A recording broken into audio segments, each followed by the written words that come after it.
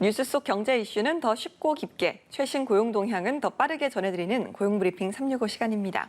문영민 기자와 함께합니다. 어서 오세요. 안녕하세요. 네, 오늘 어떤 이슈가 있을까요? 정부가 지난달 말에 세법 개정안을 발표했습니다. 네. 이 경제에 활력을 주기 위한 여러 세금 제도가 발표됐는데요. 주요 내용은 결혼과 출산, 또 양육과 관련한 세금은 더 줄이기로 했다는 점입니다. 이 출산율 저하에 인구 절벽 위기감이 커지면서 젊은이들이 스스로 결혼과 출산을 선택하게 돕겠다는 취지인데요.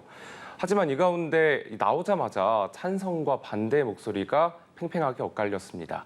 대체 어떤 이유들이 있길래 이렇게 시끄러운 걸까요? 오늘 이슈픽에서 짚어봅니다. 네, 그동안 여러 세금 제도가 나왔지만 아무래도 가장 관심을 끈 건 자녀 결혼 때 부모가 세금 없이 증여할 수 있는 이 액수를 좀 높여준 거잖아요. 맞습니다. 현재는 미성년 자녀에게 2천만 원, 또 성인 자녀에게는 10년간 5천만 원까지 증여세를 물리지 않았는데요.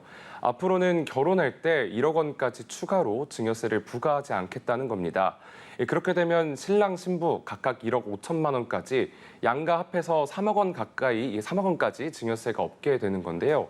전국 주택 평균 전셋값이 2억 2천만 원, 또 수도권 3억 원인 점을 좀 고려한 것 같습니다. 네, 그러면 증여세가 부과되지 않는 기준점은 어떻게 될까요? 우선은 내년 1월 1일부터 시행됩니다. 이 혼인신고일 전후로 2년 이내 또 총 4년간 부모, 조부모 등으로부터 받은 재산이 대상입니다. 예를 들어 결혼할 때 양가 부모가 1억 5천만 원씩 총 3억 원을 지원해 준다면 현재 규정대로라면 국세청이 증여세 2천만 원을 부과할 수 있지만 내년 증여분부터는 부과하지 않는 겁니다.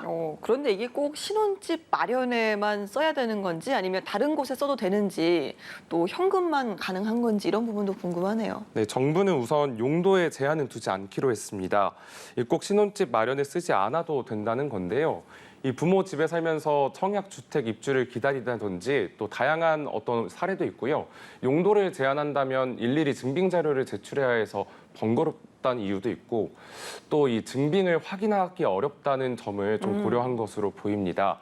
또 현금이 아닌 부동산이나 주식, 또 코인 등도 공제할 수 있고요. 재혼할 때도 공제받을 수 있습니다. 네, 자 정부가 이렇게 콕 집어서 신혼부부 증여세 감세를 내놓은 가장 큰 이유는 뭐가 있을까요? 네, 한 결혼정보 업체의 조사 결과를 살펴봤더니 현재 평균 결혼 비용은 3억 3천만 원 정도였습니다. 이 신혼집 마련에 2억 8천만 원이 들고 다른 부대 비용도 수천만 원인 건데요. 이런 상황에서 현재 성인 자녀 대상 증여세 공제 한도는 10년간 5천만 원입니다. 2014년 이 기준이 정해진 뒤에 물가나 전셋값 또 결혼 비용이 크게 올랐지만 변동이 없었습니다.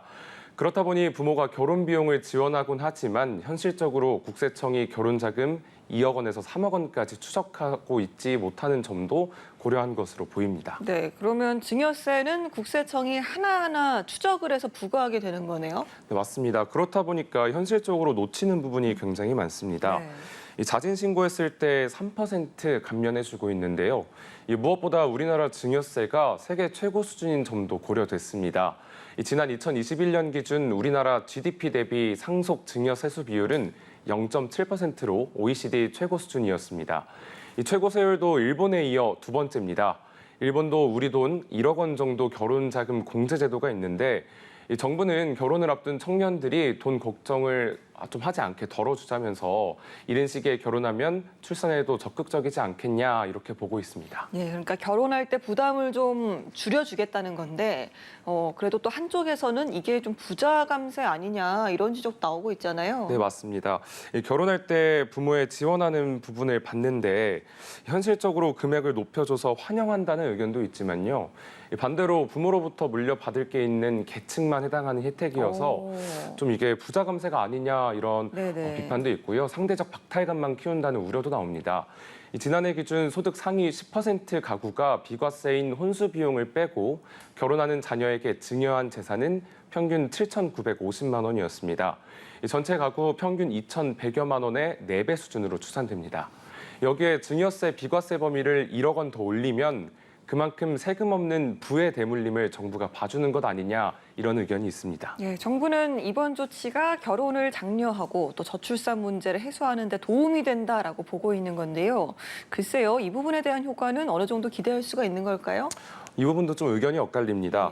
이 정부의 기대와 달리 이번 정책이 취지대로 결혼 장려에는 도움이 안 될 것이다라는 주장도 나옵니다. 이 경제적 이유로 결혼과 출산을 안 하는 사람들은 애초에 부모로부터 지원받기 어려운 경우가 대다수입니다. 그래서 정부의 의도와는 달리 결혼과 출산을 장려하는 데 실질적 도움이 되기보다는 오히려 상대적 박탈감만 커질 것이라는 지적이 나오는 건데요.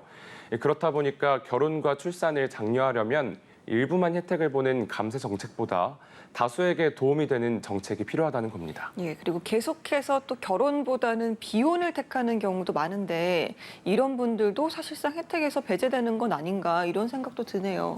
그렇습니다. 한국의 1인 가구 수를 살펴봤더니 700만여 명이 됩니다. 네. 이 혼인 건수는 역대 최저인 19만 3천 건으로 이제 결혼은 필수가 아닌 선택이 된 시대인데요. 물론 아직 좋은 시기와 상대를 만나지 못해서 결혼하지 않은 사람들도 있지만요. 아예 결혼을 원하지 않는 이들도 많습니다. 최근 들어서 미완의 의미를 담은 미혼보다 개인의 선택을 강조한 비혼이라는 단어가 더 많이 쓰이는 이유도 여기에 있다고 고려됩니다. 자, 그리고 또 이제 결혼 시에 증여세가 3억까지 공제되는 정책과 관련해서 정부의 취지와는 다르게 여러 가지 의견이 또 나오는 상황입니다. 앞으로 달라질 가능성도 있는 걸까요? 네, 충분히 달라질 가능성이 있습니다. 이번 세법 개정안은 입법 예고를 거쳐서 오는 9월 1일 국회에 제출되는데요. 이 심의 과정에서 또 여당, 야당 다양한 여론이 나온다면 좀 수정이 될 수도 있고 다른 부분이 확대가 될 수도 있고 빠질 수도 있는 겁니다. 알겠습니다. 자, 오늘의 한컷 이슈 어떤 소식 준비하셨나요? 네, 이번에 세법 개정 가운데 또 주목받는 정책이 있어서 소개하려고 합니다. 이 출산과 양육비 세제 지원도 늘어납니다. 이 가운데 저소득층 양육비를 지원하는 자녀 장려금 지급액을 1인당 80만 원에서 100만 원으로 올리기로 결정했습니다. 그러면 지급 요건도 좀 달라지는 부분이 있을까요? 그렇습니다. 현재는 연간 총소득 4천만 원 미만인 가구로 한정돼 있는데요. 내년부터는 소득 기준을 연간 7천만 원으로 높이기로 했습니다. 그러니까 기존보다 3천만 원 더 상향된 거고요. 이렇게 되면 수혜 가구는 현행 58만 가구에서 약 104만 가구로 늘어날 것으로 보입니다. 지급액은 약 5천억 원에서 1조 원으로 2배가량 늘어나게 되고요. 이외에도 출산과 또 보육수당 비과세 한도를 월 10만 원에서 20만 원으로 높여서 실질적인 도움이 클 것으로 전망됩니다. 네, 알겠습니다. 자, 정부가 법 개정안을 내거나 정책을 만들 때 공감을 사는 것만큼이나 사각지대를 살피는 건 물론이고요. 또 실효성에 관한 부분까지도 꼼꼼하게 챙길 수 있도록 힘써야 더 좋은 정책이 되지 않을까라는 생각이 듭니다. 문영민 기자와 함께했습니다. 고맙습니다. 감사합니다. 지금까지 고용브리핑 365였습니다.